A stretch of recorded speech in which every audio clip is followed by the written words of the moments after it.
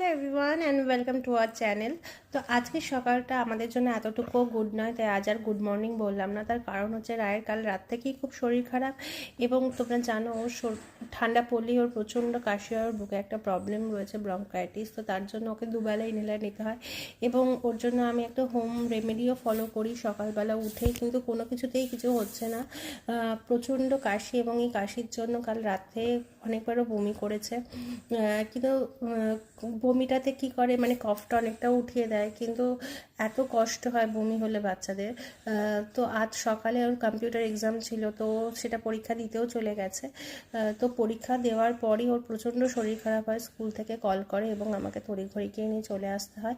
তো যেটা হয় যে ওর গায়ে প্রচণ্ড টেম্পারেচার। তো তোমরা সবাই প্রে করো ও যেন খুব তাড়াতাড়ি সুস্থ হয়ে যায়, এবং আবার হাসি খুশি হয়ে অনেক ভ্লগ তোমাদের সাথে শেয়ার